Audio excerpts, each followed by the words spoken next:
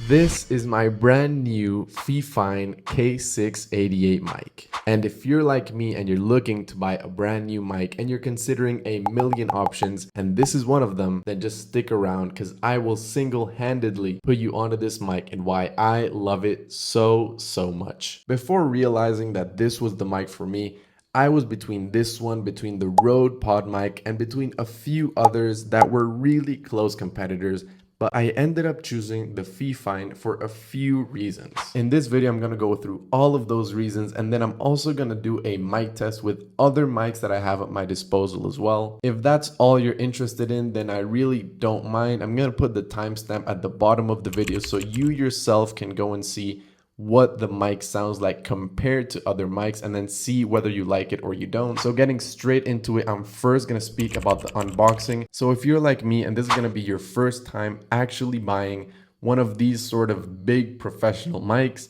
then let me tell you that usually the boom mic, so the arm that holds the mic, doesn't actually come in the box. When I looked everywhere for this mic, all I really saw was the mic. And I thought to myself, how is it possible that they're selling you a mic with nowhere to put it? But I guess that's just how things work. They usually don't give you the mic and you are gonna have to buy it separately. Now I am gonna put links in the description to both the boom arm that I ended up buying and the mic as well, which let me tell you guys, I ended up buying it for $40 when this is usually a $100 mic. So in the actual unboxing, you're gonna get your microphone with the windscreen. You're gonna get two adapters that you can use to attach it to a boom arm. You're gonna get the cable, and that's pretty much gonna be it. Like I said, you don't get the boom arm, which does suck, but it isn't that much of an expense either. In my case, the boom arm ended up being around $17. So all in all, I paid $57 for a pretty professional microphone, in my opinion, that does a lot of good things well. You obviously don't have to get the boom arm I recommended, but this is a FIFINE original boom arm, which means it's the boom arm that was made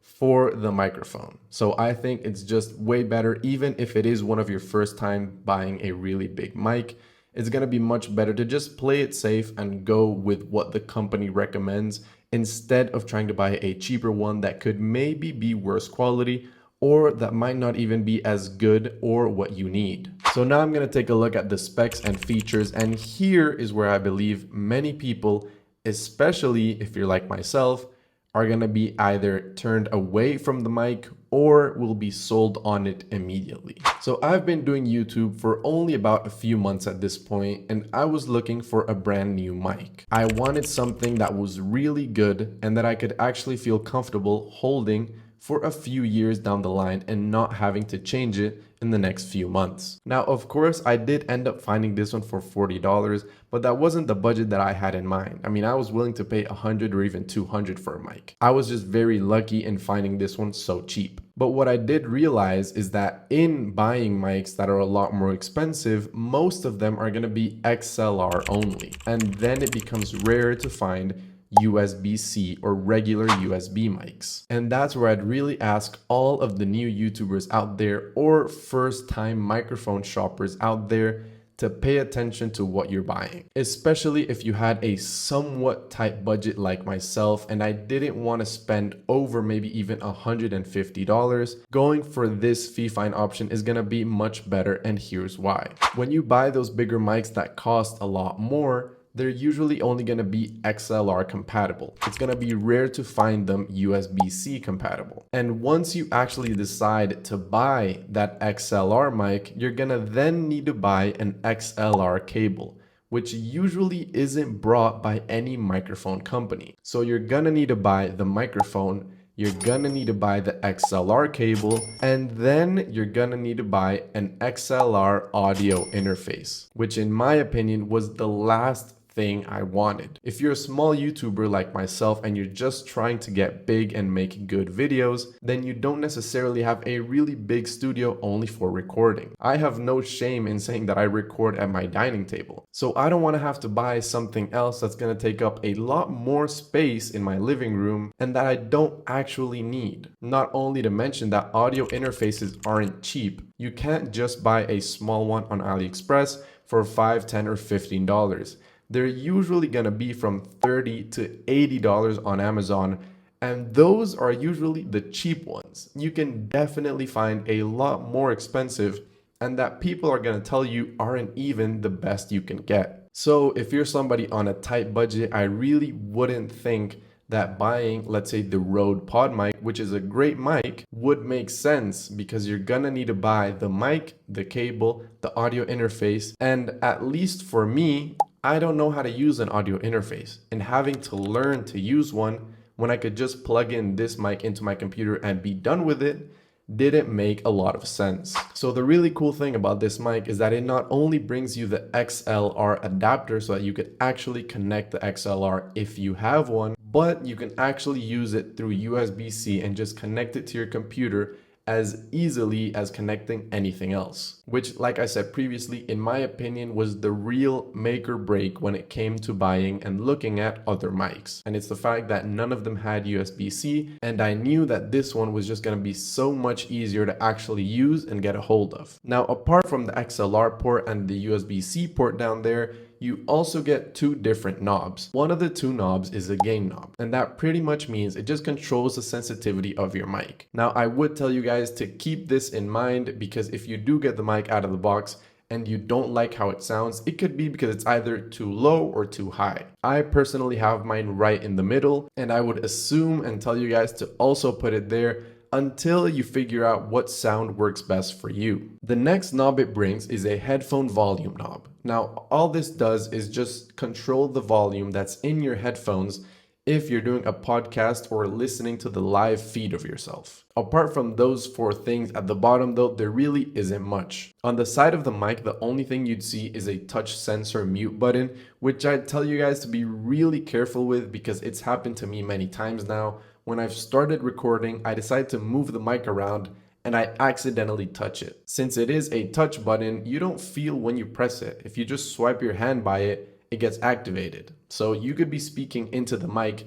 for about half an hour and not know that you were on mute the entire time. So again, just be careful with that and make sure that the mic is actually picking up what you're saying. And then on top of the mic, there really isn't any sort of feature like that. All you get is this windscreen right here, which I'll take off and show you guys in some B-roll that you should be seeing right now. And apart from that, that's pretty much it. There isn't much else to the mic in terms of features or anything like that. The mic quality for $40 though is insane. Everything is metal, everything is hard, everything is sturdy, and I actually was very surprised at how durable it looks like it's gonna be. Now for the part that I think many of you could have been waiting for, and we're gonna do a mic test and compare it to any other mic that I could find in my house. I'm gonna compare it to two different mics. So right now, as you can see, I'm using the FIFINE K688, but I'm also gonna compare it to the previous mic that I use for most of my YouTube videos at this point, which is a $12 mic from AliExpress. Now for the $12 that I paid, I actually think it's a really good mic, but obviously this one is a lot higher price and the quality is just a lot better. And after that, the next mic I'd use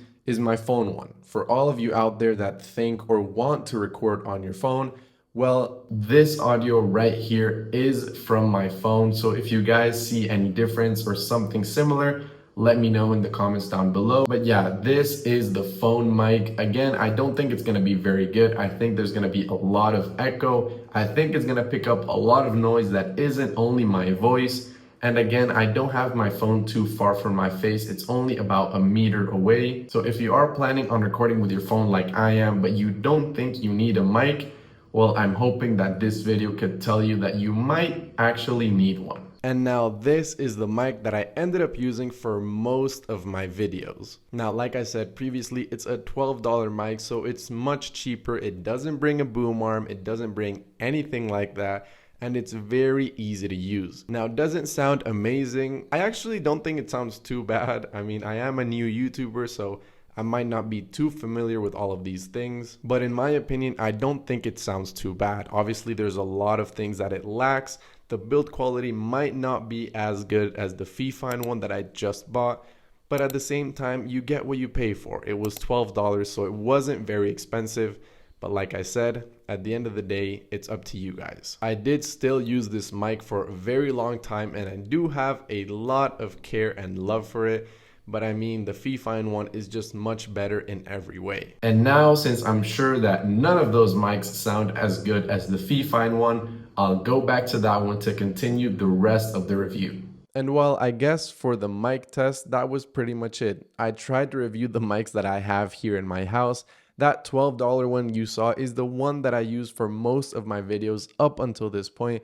And like I said, I really don't think it's that bad. Obviously, paying for a much higher price at $40 to $60 or maybe even $100, you're gonna get a lot more quality. That's obviously expected, but I don't think that for the $12 that I initially paid for that mic on AliExpress, I don't think that the deal I got was a bad one. I don't know if you can tell or not, but I completely love this mic. I think the build quality is really good. The price I paid for it is even better. I'm sure that I'm gonna have this mic for a very long time, and the fact that it has USB-C just puts me onto it even more. If you are a brand new YouTuber, I would highly recommend you to think about and actually see whether you want to buy an XLR mic. Because at first, it doesn't seem like it's that annoying or hard to get into, but at the end of the day, it's a brand new learning curve and thing you're gonna have to add to your entire YouTube setup. And if you're like me and this is something you just do as a hobby or on the side and it isn't your full-time job, you might not want all of that pressure or annoyance of having to learn new things and then just making the entire video recording process a lot more complicated. Like I said previously, I do have the links below in the description to both the boom arm that I'm using and the mic itself. If you guys do have any questions or anything you want me to know about the video or the mic, then just leave it down in the description below and I'll try to answer as soon as possible. If you are new to my channel, well, I usually make tech videos, not necessarily mic related videos, but I am a brand new YouTuber and I'm looking to different mics, cameras, and things like that